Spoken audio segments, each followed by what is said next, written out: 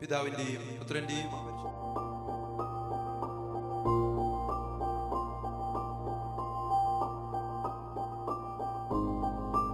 പുത്രന്റെയും പരിശുദ്ധാത്മാവിന്റെയും നാമത്തിൽ ആമേൻ. പരിശുദ്ധാത്മാവേ, എഴുന്നള്ളി വരണമേ. അങ്ങയുടെ വത്സല മണവാട്ടിയായ പരിശുദ്ധ കന്യകാമറിയത്തിന്റെ വിമല ഹൃദയത്തിന്റെ ശക്തമായ മധ്യസ്ഥതയാൽ എഴുന്നള്ളി വരണമേ.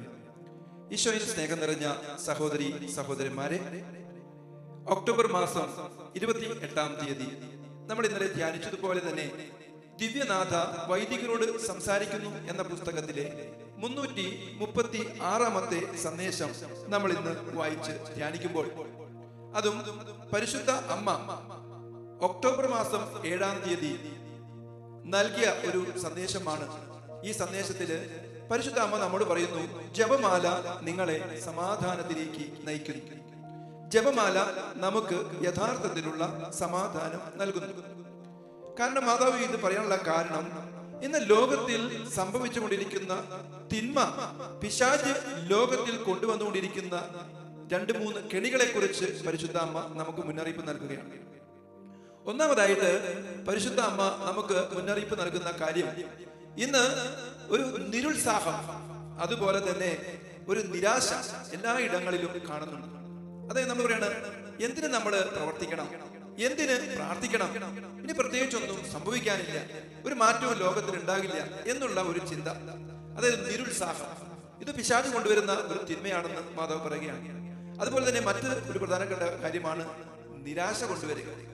അപ്പോൾ ഉത്സാഹമില്ലാത്ത ഒരു അവസ്ഥയും നിരാശയും നമ്മളിലേക്ക് കൊണ്ടുവരുന്നു. അപ്പൊ മാതാവ് പറയാണ്, ഇതിനുള്ള പരിഹാരം എന്ന് പറയുന്നത് ജപമാലയാകുന്ന ആയുധം എടുത്ത് ആ പ്രാർത്ഥന ചൊല്ലി അമ്മയുടെ വിമല ഹൃദയത്തിലേക്ക് നമ്മളെ പ്രതിഷ്ഠിച്ചുകൊണ്ട് നമ്മൾ പ്രവർത്തന നിരതരായിരിക്കുക. നമ്മളെ തന്നെ വിശുദ്ധീകരിച്ചുകൊണ്ട് നമ്മൾ പ്രാർത്ഥിക്കുമ്പോൾ ദൈവം അവിടെ പ്രവർത്തിക്കും. പരിശുദ്ധ അമ്മ നമുക്ക് വേണ്ടി മാധ്യസ്ഥം വഹിക്കും. നമ്മൾ മുൻപ് കണ്ടതുപോലെ ഈ ലോകത്തില് പല മാറ്റങ്ങളും കൊണ്ടുവരാനായിട്ട് മനുഷ്യന്റെ ഹൃദയത്തില്, സഭയില്, ലോകം മുഴുവനിലും മാറ്റം കൊണ്ടുവരുവാൻ ഈ പ്രാർത്ഥന വഴി, ജപമാലയാകുന്ന ശക്തമായ പ്രാർത്ഥന വഴി സാധിക്കുമെന്ന് പരിശുദ്ധ അമ്മ നമ്മെ ഓർമ്മിപ്പിക്കുകയാണ്. രണ്ടാമതായിട്ട് പിശാച് കൊണ്ടുവരുന്ന കെണി എന്ന് പറയുന്നത് സഭയിലെ ഭിന്നതയാണ്. ഈ സഭയിലെ ഭിന്നത എന്ന് പറയുന്നത്, ഒന്നാമതായിട്ട് വിശ്വാസം നഷ്ടപ്പെട്ടു പോകുന്ന അവിശ്വാസികളായ മനുഷ്യര്. അവിശ്വാസം എന്ന് പറയുന്നത് ദൈവത്തെ ആഴമായിട്ട് വിശ്വസിക്കാൻ പറ്റാത്ത ഒരവസ്ഥ.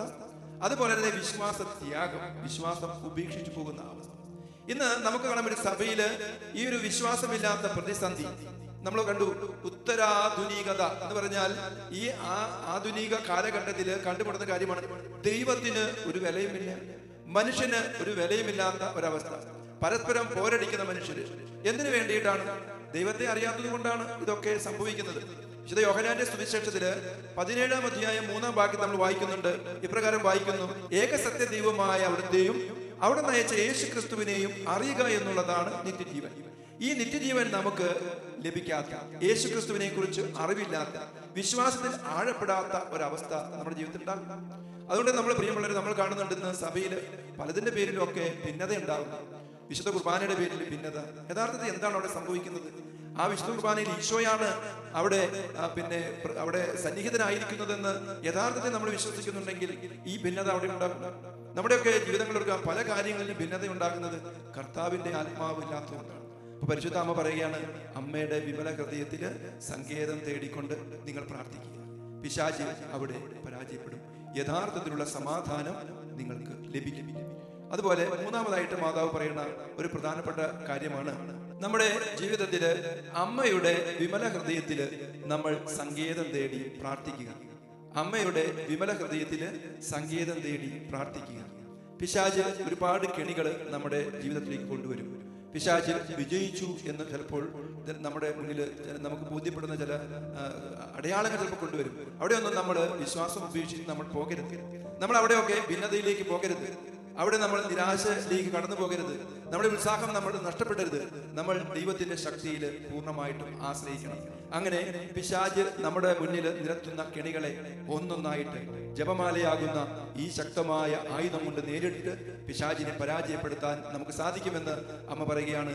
അമ്മയുടെ വിമല ഹൃദയമാകുന്ന സുരക്ഷിത സങ്കേതത്തിൽ നമുക്ക് പ്രവേശിച്ചുകൊണ്ട് ദൈവത്തിന്റെ തിരികെ നടക്കാൻ തിന്മ പരാജയപ്പെടാനും അതുവഴി യഥാർത്ഥത്തിലുള്ള സമാധാനം നമ്മുടെ ജീവിതത്തിൽ അനുഭവിക്കാൻ നമുക്കിടവരട്ടെ. അമ്മയോട് ചേർന്ന് നമുക്ക് പ്രാർത്ഥിക്കാം. ദൈവകൃപ നിറഞ്ഞ മറിയമേ സ്വസ്തി, കർത്താവ് അങ്ങയോടുകൂടെ സ്ത്രീകളിൽ അങ്ങ് അനുഗ്രഹിക്കപ്പെട്ടവളാകുന്നു. അങ്ങയുടെ ഉദരത്തിൻ ഫലമായി ഈശോ അനുഗ്രഹിക്കപ്പെട്ടവനാകുന്നു. പരിശുദ്ധ മറിയമേ തമ്പുരാന്റെ അമ്മേ, പാപികളായ ഞങ്ങൾക്ക് വേണ്ടി ഇപ്പോഴും ഞങ്ങളുടെ മരണസമയത്തും തമ്പുരാനോട് അപേക്ഷിച്ചു കൊള്ളണമേ. ആമേൻ.